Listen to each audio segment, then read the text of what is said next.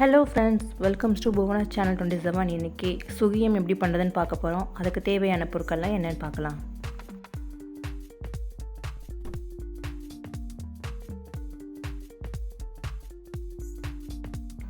ஒரு கடாயில் 200 கிராம் வெல்லம் சேர்த்துக்கிறேன். அது கூட கொஞ்சமாக தண்ணி சேர்த்து வெல்லத்தை கரைச்சிக்கலாம். வெல்லத்தில் உள்ள மண் அழுக்கெல்லாம் வடிகட்டுறதுக்காக தான் நம்ம கரைக்கிறோம். கம்பி பதம் வர வேண்டிய தேவையில்லை. 200 கிராம் கடலைப்பருப்பை நான் இப்போ வாஷ் பண்ணி வச்சுருக்கேன். அது ஒரு ப்ரெஷர் குக்கரில் சேர்த்துடலாம். அது கூட கொஞ்சமாக தண்ணி சேர்த்து ஒரு 3 விசில் வரைக்கும் அதை வேக வச்சுக்கிறேன்.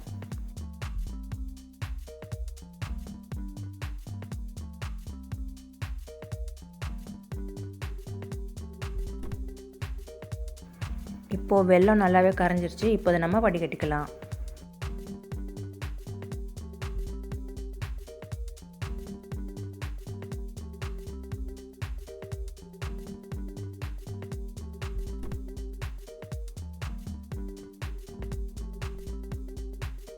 ஒரு பவுலில் 100 கிராம் அரிசி மாவு சேர்த்துக்கிறேன். 100 கிராம் ஆல் பர்பஸ் ஃப்ளார் சேர்த்துக்கிறேன்.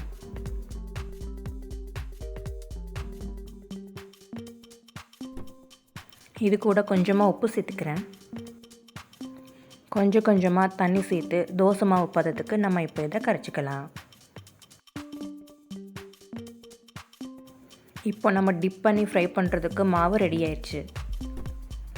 இப்போ நம்ம வேக வச்ச கடலைப்பருப்பு நல்லாவே வெந்துருச்சு. இதை ஆறுனதுக்கப்புறம் ஒரு மிக்ஸி ஜாரில் சேர்த்து நல்லா அரைச்சிக்கோங்க.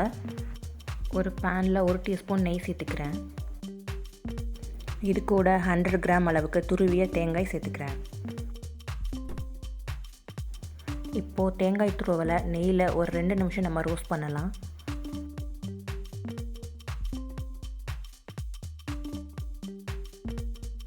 ரெண்டு நிமிஷம் ரோஸ்ட் பண்ணதுக்கப்புறம் இப்போ நம்ம வடிகட்டி வச்ச சர்க்கரை தண்ணியை இது கூட சேர்த்துடலாம்.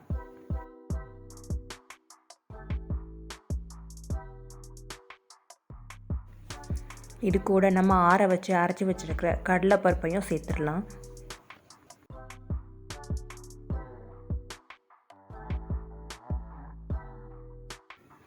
இது எல்லாம் நல்லா மிக்ஸ் ஆகிற அளவுக்கு நல்லா மிக்ஸ் பண்ணி விடுங்க. இப்போ அரைச்ச கடலைப்பருப்பு, வெல்லம், தேங்காய் எல்லாம் நல்லா மிக்ஸ் ஆகி ஒரு பேஸ்ட் மாதிரி வரணும்.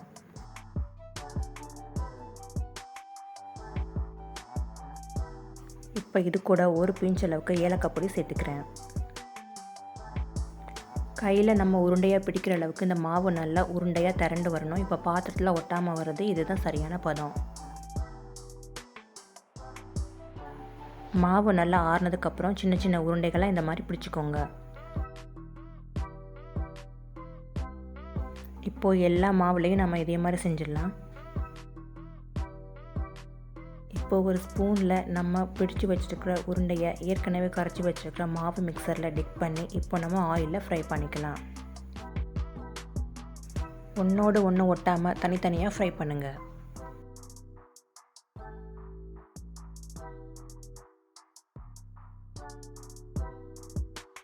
எல்லா சைடும் ஃப்ரை ஆகிற மாதிரி திருப்பி போட்டு ஃப்ரை பண்ணுங்கள்.